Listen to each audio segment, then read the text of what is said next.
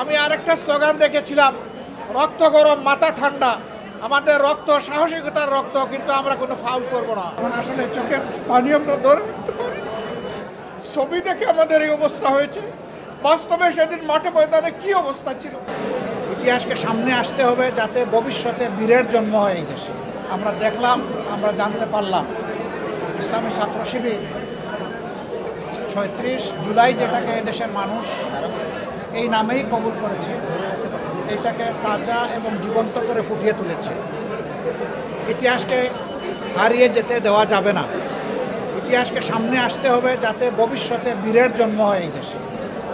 যারা জীবন দিয়ে চলে গেছেন, যারা লড়াই করেছেন, পঙ্গুত্ববরণ করেছেন, আমরা তাদের সকলের প্রতি গভীর শ্রদ্ধা এবং সমবেদনা জ্ঞাপন করছি। তাদের এই ত্যাগ যখন উঠে আসবে জাতির সামনে বারবার, তখন এই জাতির মায়েদের গর্বে জন্ম নেবে হাজারো হাজার বীর। যে বীররা এই জাতির স্বার্থকে সংরক্ষণ করবে, ফ্যাসিবাদের বিরুদ্ধে তারা সবসময় জিরো টলারেন্সে থাকবে এবং জাতির উৎকর্ষ সাধনে তারা গুরুত্বপূর্ণ ভূমিকা পালন করবে। আমরা যখন ঘুরে ঘুরে দেখছিলাম, তখন আসলে চোখের পানি আমরা ধরে রাখতে পারি। ছবি দেখে আমাদের এই অবস্থা হয়েছে, বাস্তবে সেদিন মাঠে ময়দানে কি অবস্থা ছিল এখান থেকে কিছুটা হলেও অনুমান করা যায়। আমরা বিশেষভাবে অভিনন্দন জানাই আমাদের তরুণ ছাত্র সমাজকে। ছাত্রছাত্রী যারা বুক চিতিয়ে ময়দানে নেমে এসে আওয়াজ তুলেছিল, বুকের ভিতরে তুমুল ঝড়, বুক পেতেছি গুলিখড়, এটি ছিল বিশাল সাহসিকতার একটা উচ্চারণ। তারা বলেছে লেগেছে রে লেগেছে, রক্তে আগুন লেগেছে।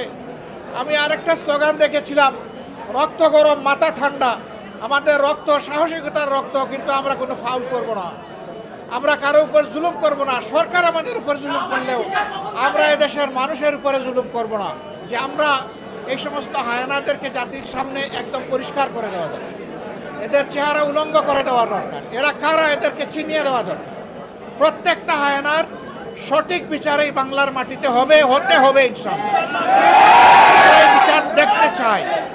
এই সরকারের অন্যতম প্রায়োরিটি হওয়া উচিত হায়নাদের বিচার।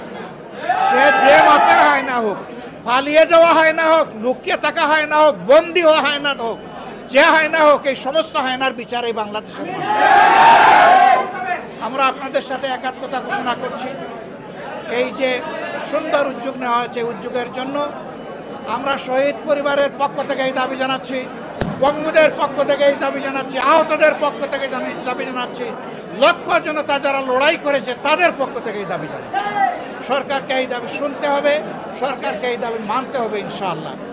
আমরা আরেকটা দাবি জানাতে চাই সরকারের কাছে, এই দিনটাকে, এই ইভেন্টটাকে ধরে রাখার জন্য প্রতি বছর এর একটা এক্সিবিশন এই জাতীয় জাদুঘরেই হোক, যাতে জাতীয় জাদুঘর সম্মানিত হয়, এই বিপ্লবকে সম্মান। আমরা সেই আহ্বান জানাই। আপনারা কি একমত সবাই?